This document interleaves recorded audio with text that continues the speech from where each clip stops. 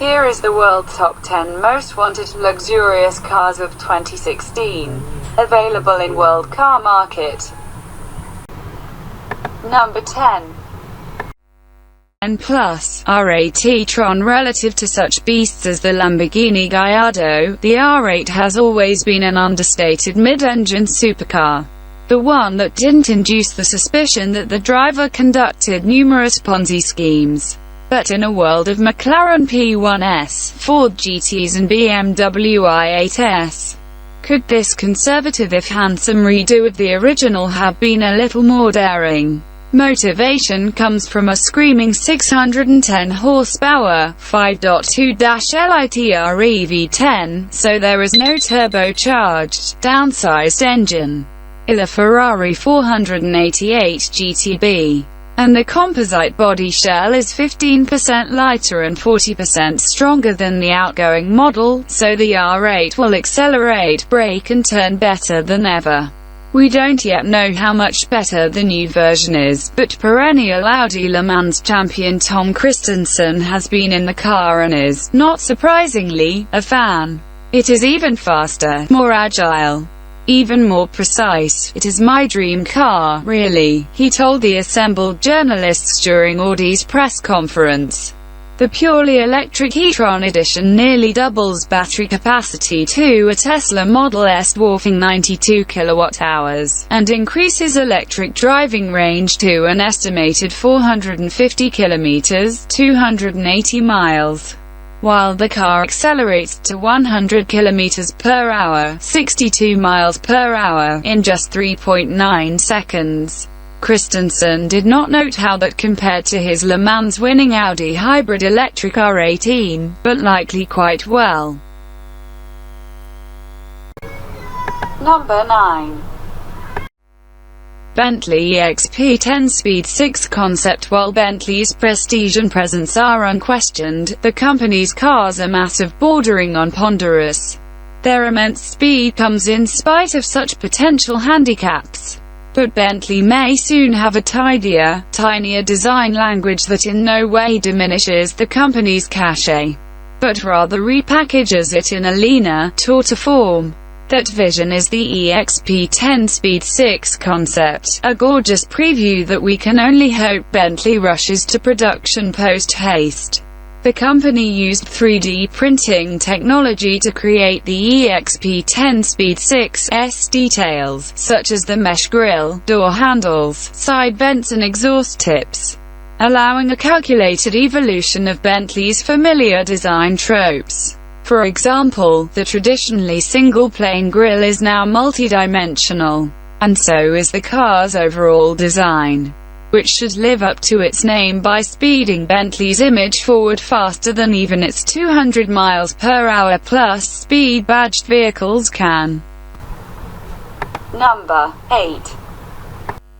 GTR. As if owning one of the world's most audacious supercars is insufficiently exclusive, McLaren has cooked up a shocking track-only version of its stunning P1.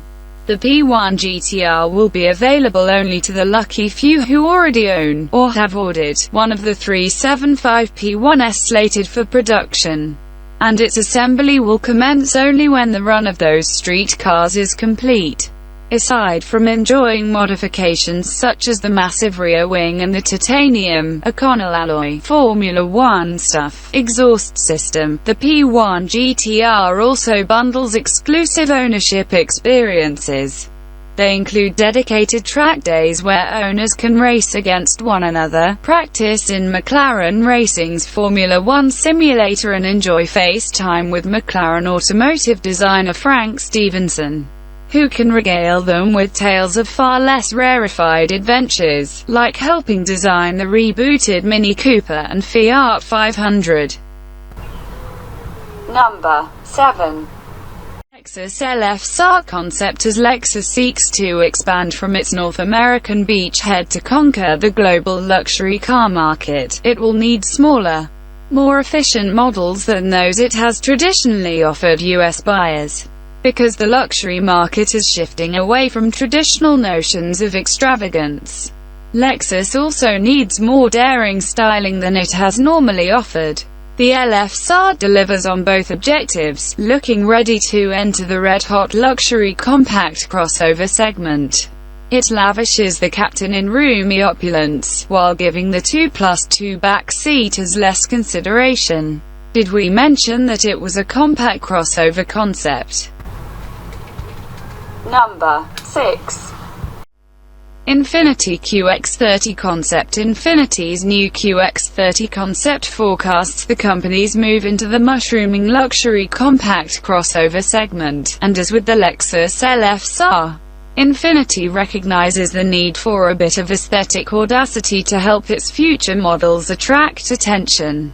Still, because Infiniti is a luxury brand, it must be the right kind of attention. So Infiniti cannot take a risk as bold as, say, parent company Nissan's Juke crossover. Instead of polarizing sheet metal, the QX30 offers muscular and slippery lines, bucking the propensity of short, tall crossovers to look stubby and unsophisticated. Granted, it leans on some familiar show car tricks to achieve such visual presence, among them 21 inches wheels and kick panels, which are to rugged light cars what beard stubble is to urban lumberjacks. Number 5. Kia's sports space concept. The Korean car maker with the German design boss came to Geneva with a preview of its coming Optimus sedan, only it was dressed for the local slopes. A product of Kia's design studios in Frankfurt, Germany, the sports space defies wagon convention by blacking out all but the rearmost D-pillar, lending the car the look of a long, slender hatchback. I always had this picture in my mind of creating a vehicle that I could have used to go for a weekend skiing with friends before driving back for it to be displayed at the Geneva Salon, said Gregory Guillaume, who runs Kia's Frankfurt Design Center. The ideal concept vehicle had to reflect this, and I believe the sports space does just that. Look for the next Optimus sedan to draw heavily from this concept, if not necessarily from the D-pillar rearward. Number 4. Mercedes Maybach Pullman. The Pullman company made luxury rail cars that were once the standard of travel for corporate oligarchs and government officials. North Korea's Kim Jong-il may have been the last head of state to travel by rail car, ostensibly because he feared flying and because it was easier to armor a rail car than an airplane. In 1964, the Pullman was still associated with opulent rail travel, so Mercedes-Benz applied it to the stretched limousine version of its flagship 600 sedan, a model that remained in production through 1981. 50 years later, though few may recall its origin, Mercedes has revived the Pullman moniker as the absolute pinnacle of its Maybach sub-brand. Pricing, without optional armor, starts around €500,000. Though no locomotive, this Pullman is pulled by a 523 horsepower twin-turbo 6-liter V12 gasoline engine, which should whisk occupants silently through world capitals in a style that, armor and no, can only be described as ballistic. Number 3. Nissan Sway concept. With its Sway concept, Nissan directly addressed the demand from European customers for compact, efficient and easy-to-park hatchbacks that are also easy on the eyes. While the Sway slots into the traditional subcompact market, Nissan's aim was to introduce a fresh aesthetic in higher-end detailing common of bigger, more expensive cars. These included the use of copper-colored accents along the roofline, rocker panel, and bits of the front fascia. From above, the unusual X-roof shows its cross-braced reinforcements through a panoramic overhead glass panel. The car may be small, but with a low center of gravity. It is designed to be very dynamic, explained Mamoru Aoki, executive design director at Nissan, in a statement, where the drivers would get an opportunity to test that contention went unanswered. Number 2. Koenigsegg Redrow. Koenigsegg looked to the Swedish word for terrain for its latest hyperconfection, as the company expects the Redrow to dominate the market for what it calls mega cars. Where Koenigsegg's have traditionally been track-focused cars, the Redrow aims to expand that remit by adding such creature comforts as sound deadening. Interestingly, the Redrow saves weight by dispensing with the traditional multi-gear transmission. Instead, the 1,100 horsepower 5-liter gasoline V8 connects to the rear wheels using a direct drive that benefits from the assistance of another 400 horsepower worth of electric motors. The Redrow can even operate in silent electric mode, in consideration of the neighbors when its driver returns from shadowy nightclubs in the wee hours. With a 50 km driving range on battery power alone. Number 1.